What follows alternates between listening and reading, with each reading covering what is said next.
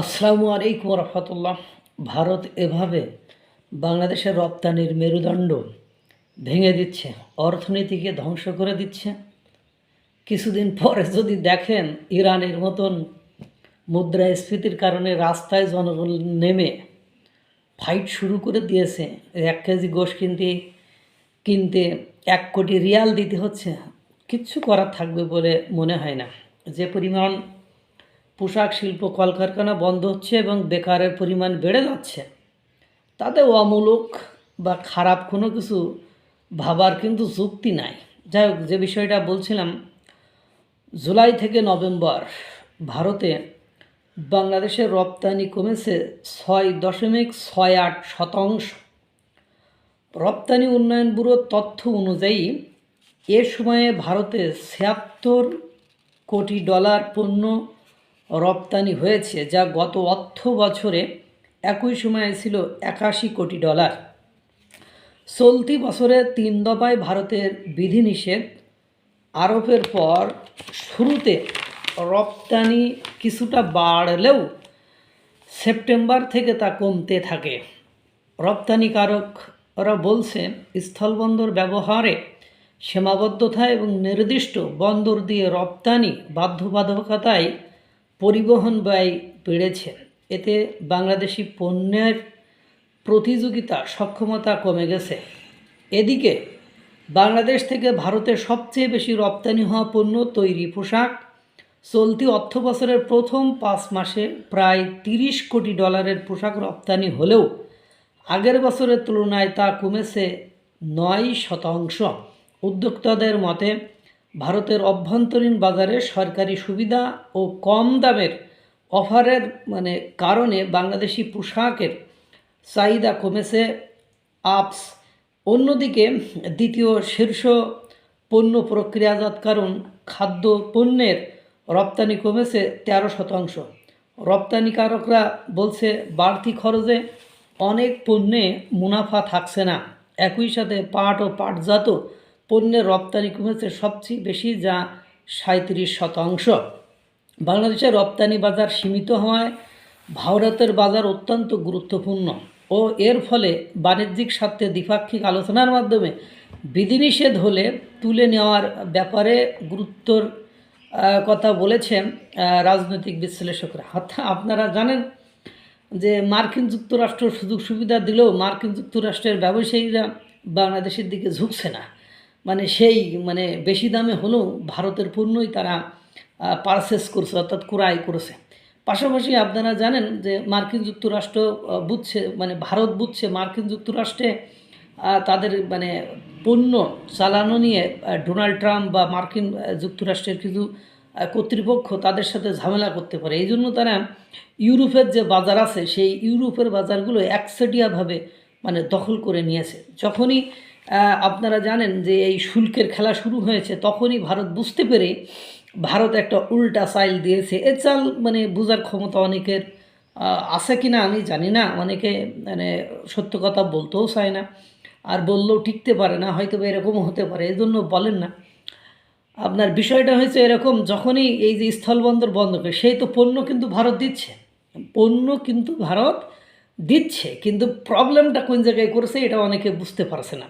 সমস্যা করেছে যখন স্থলবন্দর দিত, তখন যে কস্টটা হতো, যে খরচটা হতো, দেখছে ওরা তখন ক্যালকুলেট করছে আমাদের উপরে এই পরিমাণ শুল্ক চাপিয়েছে, তো এই শুল্কের এগেনস্টে ওরা শুল্ক এখানে কম পাচ্ছে, তাহলে ওদের পণ্যের দাম ওরা যদি উৎপাদন কমে করতে পারে তাহলে ওটা সাপ্লাই দিতে পারবে। কিন্তু ওরা সুতা খোতা থেকে নেয়, বাংলাদেশ থেকে নেয়, এবং ওদের যে নিজস্ব যে সুতা আছে, সেই সুতা দিয়ে ওরা খুব বেশি আগাইতে পারবে না, বা ওই সুতা দিয়ে ওরা ওদের ডিমান্ড ফুলফিল করতে পারবে না। ফর দিস রিজন ওরা কী করেছে যে এই সিস্টেমটা বন্ধ করে দিলে ওরা এই সমুদ্র পথে বা নদীপথে তারা সুতা বা অন্যান্য প্রয়োজনীয় সামগ্রী পোশাক শিল্পের জন্য যেগুলো নেসেসিটিস, ওইগুলো যদি ক্রয় করে ভারত থেকে ওই আগের মূল্যেই ক্রয় করে যদি এই পাশ থেকে ক্যারি করে নিয়ে যায়, তাহলে ওদের এইসব ক্যারিং এইসব ক্রয় মূল্য টুল্য দিয়ে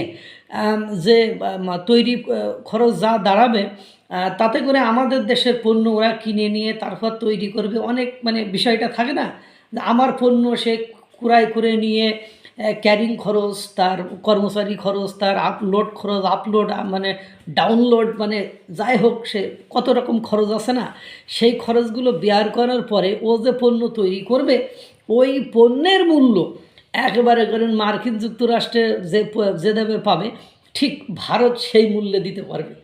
বা 2-1 টাকা এদিক ওদিক হলে মানে ভারত সরকার সেখানে সাবসিডিজ দিয়ে দেবে, অর্থাৎ ভর্তুকি দিয়ে দেবে, দিয়ে ওইটাকে ব্যালেন্স করে রাখবে। এই বাস্তবতাটা মানে করার কারণে এখন মনে করেন বাংলাদেশ মানে কট অ্যান্ড বোল্ড হয়ে গেছে। এখন বাংলাদেশের বিকল্প কোনো উপায়ও নেই, যে ভারত থেকে সমুদ্রপথে নিয়ে আসতে যদি এই নাকানি চুবানি খাইতে হয়, তাহলে এখন অন্য দেশ থেকে বিমানে অথবা সমুদ্রপথে নিয়ে আসতে হলে আরও কস্ট বেড়ে যাবে। সেটা অর্থ উপদেষ্টার একটা বক্তব্য থেকে একেবারে ক্লিয়ার একটা মানে স্বচ্ছ একটা ধারণা পাওয়া যায়, এরকম যে অর্থ উপদেষ্টা কিন্তু বলেই ফেলেছে যে আমরা ভারত থেকে চাল নিচ্ছি, এ কারণে ওই সেম চাল যদি আমরা পাকিস্তান বা মানে অন্য কোনো রাষ্ট্র থেকে নেই, তাহলে আমাদের 10 টাকা কস্ট বেশি হবে। অর্থাৎ ভারত থেকে যদি আমরা 45 অথবা 50 মানে 45 অথবা 40-50 টাকায় চাল পাই, সেটা আমাদেরকে 60 অথবা 70 টাকায় মানে পারচেস করতে হবে, অর্থাৎ কিনাই পড়বে। এবার আমাদের মার্কেটে ওটা বিক্রি করতে হবে, তার মানে আমরা ক্ষতিপূরণ মানে ক্ষতি করতে চাচ্ছি না।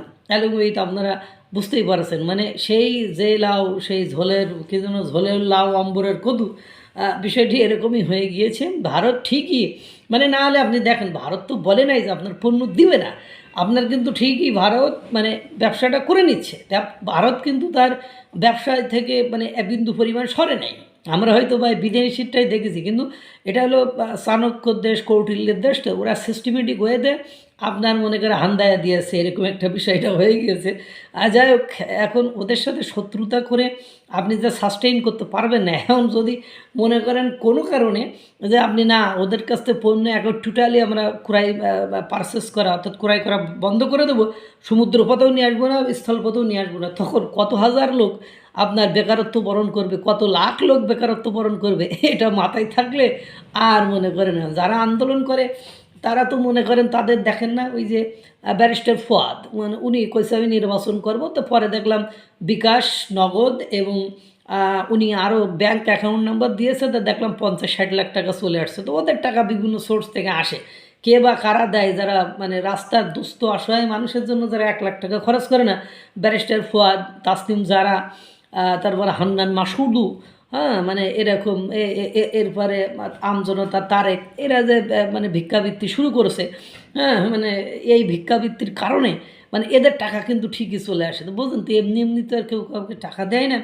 আর দিলেও সেটা আমার ব্যাপার না। তো এই যে বেকারত্ব বরণ করেছে, এদিকে কিন্তু কারোর নজর নেই, কিন্তু দেশ যে কোন জায়গায় যাচ্ছে সেটা বুঝতে হবে। আর তাদের সাথে শত্রুতা করার ফল রেজাল্ট যে ভালো হবে না, যারা ওই যে বলছিলাম যে আন্দোলন যারা করে তাদের মাথায় তো আর এটা নেই। তাদের মধ্যে আমাদের সংসার তো ভালোই চলছে। 5ই আগস্টের আগে যারা ছেঁড়া জুতোয় রিক্সা ভাড়া দেওয়ার টাকা ছিল না, তারা এখন 1.5 কোটি 2 কোটি 3 কোটি টাকার গাড়িতে চড়ে, তাদের এখন সুন্দরী বউ হয়েছে, সুন্দর ফ্যামিলিতে বিয়ে হয়েছে, বড় লোক মানে শ্বশুরও হেডামালা শ্বশুর হয়েছে, তাই হয়েছে না। তাহলে সুতরাং বাচ্চারা এখন ভাবছে পড়ালেখা শিখে কী করবো, দিন শেষে যে আমাদের তো উচিত দরকার হলো টাকা পয়সা আর সম্মান। তো দেখি বিসিএস ক্যাডাররা বিসিএস ক্যাডার ওসির সামনে যেই দেখি এসএসসি পাস বা ইন্টারমিডিয়েট পাস মাহাদি টেবিল থাপড়াই, তাকে হুমকি ধমকি দেয়, তোমার সেনো নেই আমার হনু সেনুনি, এরকম কথাবার্তা বলে। যেমন এই পত্রিকা অফিসে চাকরি করে সব ঢাকা বিশ্ববিদ্যালয়ের জার্নালিজমে যারা পড়েছে তারা, বা জাহাঙ্গীরনগর বা বিভিন্ন বিশ্ববিদ্যালয়ের সাংবাদিকতা ডিপার্টমেন্টে যারা পড়েছে তারাই পড়েছে, সেখানে আপনার 17 বছর বয়সী, দ্যাট মিনস ওই ইন্টারমিডিয়েট পাস করিনি, এটাই তো হয় নাকি। আমাদের দেশে ইন্টারমিডিয়েট পাস করতে গেলে 18 বছর বয়স লাগে।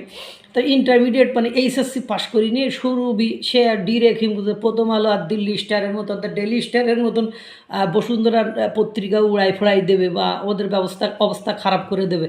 তাহলে আপনার মনে করেন মিডিয়ার সামনে মানে সেই মানে করে বোঝেন না, যখন জেলে যায় তখন সে দুধের শিশু, কিন্তু যখন বক্তব্য দেয় তখন সে হলো মানে দুধের শিশুদের মা চাচি খালা হয়ে যায়।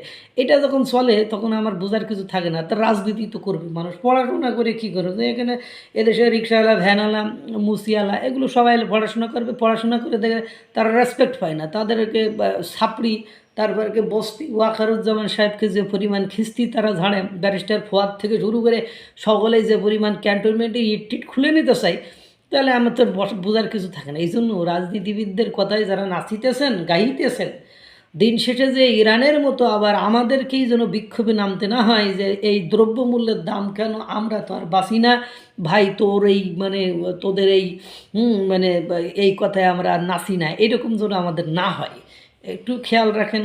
আশা করি যেটা বোঝাতে চেয়েছেন সেটা বুঝতে পারবেন। বুঝলে ভালো, না বুঝলে আরও ভালো, আমার তো আর কিছু করার নেই। আল্লাহ তাআলা সকলকে ভালো রাখুক, সুস্থ রাখুক। আসসালামু আলাইকুম ওয়া রাহমাতুল্লাহ।